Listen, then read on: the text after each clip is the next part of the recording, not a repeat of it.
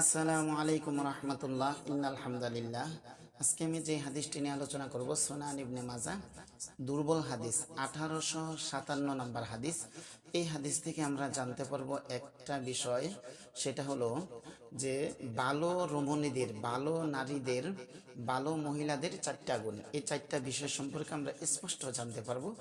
তারপরে দ্বিতীয় যে হাদিসটি রয়েছে জামিয়া তিরমিজি সহি হাদিস 3895 নম্বর হাদিস। এই হাদিস থেকে একটা বিষয় জানা যাবে ইনশা আল্লাহ, সেটা হলো উত্তম পুরুষ কারা। তারপরে 3 নম্বরে আল্লাহ সুবহানাহু ওয়া তাআলা কোরআনের 49 নম্বর সূরা হলো সূরাতুল হুজরাত, আয়াত নাম্বার হলো 13।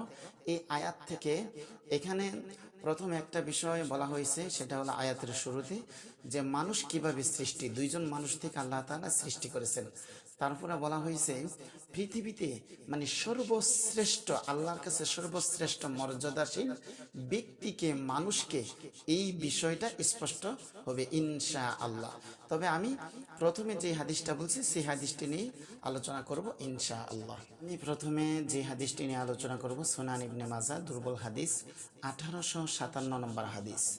আবু উমামা রাদিয়াল্লাহু তাআলা আনহু থেকে বর্ণিত, নবী করিম সাল্লাল্লাহু আলাইহি ওয়াসাল্লাম বলেন, কোন মুমিন ব্যক্তি আল্লাহ ভীতির পর উত্তম যা লাভ করে তা হলো পুণ্যময় স্ত্রী। তাহলে দেখা যায় আমরা কি কোরআনের সূরাতুল হুজরাতের 49 নম্বর সূরা হলো সূরাতুল হুজরাত, 13 নম্বর আয়াত আল্লাহ তাআলা বলেন ইন্না আকরামাকুম ইনদাল্লাহি আতকাকুম, আল্লাহর কাছে মর্যাদাশীল, আল্লাহর কাছে সবচেয়ে বেশি সম্মানিত হলো ওই ব্যক্তি যে তাকওয়াবান। আর এখানে আল্লাহর রাসূল বলছেন কোন মুমিন ব্যক্তি আল্লাহ ভীতির পর উত্তম যা লাভ করে তা হলো পুণ্যময় স্ত্রী। তাহলে দেখা যায় তাকওয়ার পরে একজন মানুষের সর্বশ্রেষ্ঠ নিয়ামত হলো তাকওয়া। তাকওয়ার পর একজন পুরুষের সর্বশ্রেষ্ঠ নিয়ামত হলো পুণ্যময় স্ত্রী, মানে তাকওয়াবান স্ত্রী। তারপর বলছেন মানে পুণ্যবান স্ত্রীর গুণ হলো চারটি। কয়টি? চারটি। 1 নাম্বার, আল্লাহর রাসূল বলেন স্বামী তাকে কোনো নির্দেশ দিলে সে তা পালন করে। 1 নাম্বার গুণ হলো তাকওয়াবান স্ত্রীদের গুণ হলো, 1 নাম্বার গুণ হলো স্বামী তাকে কোনো আদেশ করলে তা পালন করে। 2 নাম্বার গুণ হলো সে তার দিকে তাকালে তার হাস্যোজ্জ্বল চেহারা ও তার প্রফুল্লতা তাকে আনন্দিত করে।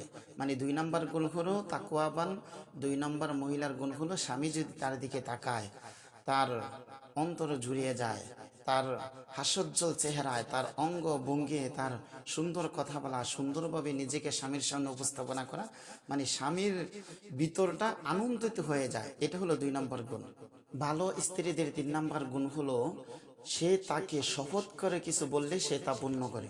যদি স্বামী যদি বলে এই আমি বাইরে চলে যাচ্ছি, তুমি যদি আজকে যদি নামাজ যদি ঠিক মতো না পড়ো তাহলে আমি খানা খাবো না, তখন যদি বাড়িতে বাসায় এসে যদি দেখে, যদি জিজ্ঞেস করে নামাজ তুমি ঠিক মতো পড়ছিল, যদি ভালো স্ত্রী হয় নামাজ পড়ে নিবি ঠিক মতো, কারণ সে শপথ করে বলছে আমি খানা খাবো না। কারণ সে যদি ঠিক মতো নামাজ যদি না পড়ে তাহলে সে খানা যদি খায় তাহলে শপথ ভঙ্গের যে কাফার আছে সেটা দিতে হবে। 4 নাম্বার গুণ হলো স্বামীর অনুপস্থিতিতে সে তার সম্ভ্রম ও সম্পদের হেফাজত করে। অর্থাৎ স্বামী যখন সফরে চলে যায়, দূর দূরান্ত কোথাও চলে যায়, তখন তার সম্মান ও সম্পদের হেফাজত করে। এটা হলো 4 নম্বর গুণ। এই হাদিস থেকে আল্লাহর রাসূল বলেছেন ভালো স্ত্রীদের গুণ হলো 4টা। 1 নাম্বার গুণ হলো স্বামী যখন আদেশ করে তা মানে। 2 নম্বর গুণ হলো স্বামী যখন বাসায় ফিরে তাকে নিজেকে এমনভাবে স্বামীর সামনে উপস্থাপন করে স্বামী দেখে তার মনটা অন্তর জুড়িয়ে যায়। 3 নাম্বার গুণ হলো স্বামী কোনো শপথ করে কোনো কথা বললে তা মানে। 4 নাম্বার গুণ হলো স্বামী যখন দূর দূরান্ত কোথাও চলে যায় তখন তার নিজের সম্মান ও স্বামীর সম্পদের হেফাজত করে। আল্লাহ তাআলা আমাদের সবাইকে, আমাদের মা বোনদেরকে এই 4টা গুণ অর্জন করার মতো তৌফিক দান করুন। আমাদের ভিডিওটি যদি ভালো লাগে অবশ্যই লাইক, কমেন্ট ও সাবস্ক্রাইব করতে বলবেন না। আমরা প্রায় প্রত্যেক দিন নতুন নতুন হাদিস নিয়ে, ভিডিও নিয়ে, বিষয় নিয়ে আমরা ভিডিও আপলোড করব ইনশাআল্লাহ, দলিল সহকারে। আমাদের পাশে থাকার জন্য অসংখ্য অসংখ্য ধন্যবাদ। আসসালামু আলাইকুম ওয়া রাহমাতুল্লাহ।